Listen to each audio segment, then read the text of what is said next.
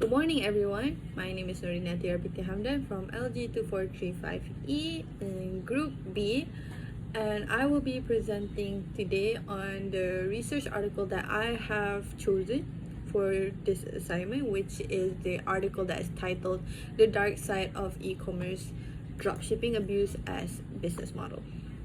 First of all, this study was conducted by Arjun Arunasalam and his team from Purdue University, the University of Chicago, and the University of California, Irvine. It was officially published at the Network and Distributed Systems Security Symposium, NDSS, back in 2024. My presentation today will explain on how this research article was explaining and basically how I review this article today. First of all, e-commerce has grown rapidly, especially after the pandemic, where online spending increased by about 55%. Platforms like eBay, Amazon, Shopify made shopping more accessible worldwide. However, alongside legitimate online sellers, there's a darker side to it. Some individuals take advantage of e-commerce system through what the researcher call abusive dropshipping. This study investigates how these sellers operate, the tools they use, and how their actions harm customers, honest sellers, and platforms. Let's start by understanding what dropshipping actually is. In compliant dropshipping, sellers partner with legitimate suppliers who handle storage, shipping, and customer delivery. This process is fully transparent and follows platform regulations. In contrast, abusive dropshipping is very different. Here, the seller copies product listing from other sellers without permission, inflates the price, and let the original seller unknowingly fulfill the order. Customers don't even realize they're buying from a middleman, and both the customer and original seller are exploited. This study aimed to expose how abusive dropshippers work and how their actions violate platform rules. The researchers focus on three main questions. 1. What methods do these sellers use that violate e-commerce policy? 2. What tools and software make this abuse possible? And finally, their third question is, how does this behavior harm customers, legitimate sellers, and the platform themselves? To answer these questions, the researchers used both technical and qualitative methods. They analyzed 3,651 discussion threads from online forums such as Reddit and Black Hat World. They also reviewed 4 online instructional guides and 13 software tools used by this community. Finally, they conducted interviews with 6 experts, including legal consultants and experienced e-commerce sellers. Through this mixed approach, they have identified common tactics, software usage, and patterns of abuse. So you might be actually wondering, how did this happen? Here's how their business model works. First, they identify gap items, basically products that are unavailable or more expensive in one country. They list those items on their store at a higher price, even though they don't actually have them in stock. When a customer places an order, they buy the product from a real seller using the customer's name and their address.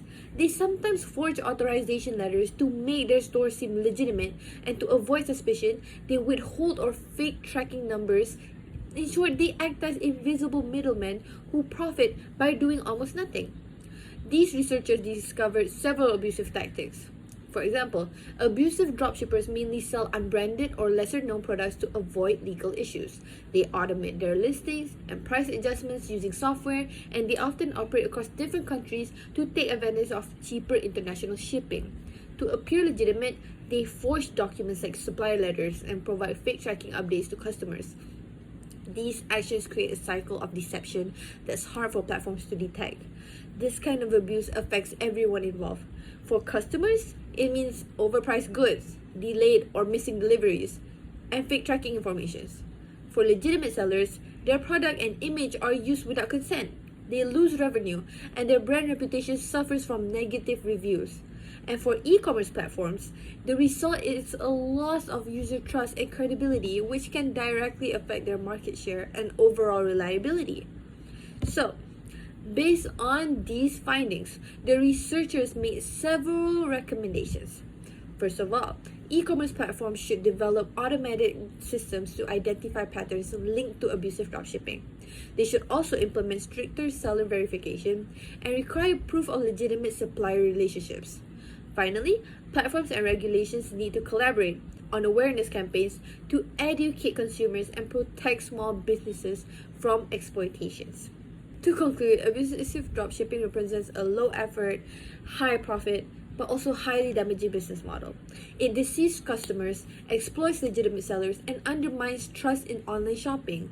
This study hence provides a strong foundation for future research and prevention tools that can detect these abusive practices automatically. Overall, in my opinion, it's a wake-up call for the e-commerce industry to strengthen transparency and accountability. This article provides an eye-opening and much-needed exploration of the hidden problems within modern e-commerce systems. The authors and researchers successfully uncover how easily online platforms can be manipulated by unethical sellers through abusive dropshipping practice. However, I believe future studies could further strengthen this work by involving data from e-commerce platform administrators or consumer protection agencies to gain a more complete understanding of enforcement challenges. Additionally, public education is crucial. Platforms like Amazon and Shopify should actively inform buyers about how to identify legitimate sellers and price discrepancies. By combining technological solutions such as automatic detection with consumer awareness, we can build a safer and more transparent online marketplace for everyone. That's all from me. Thank you.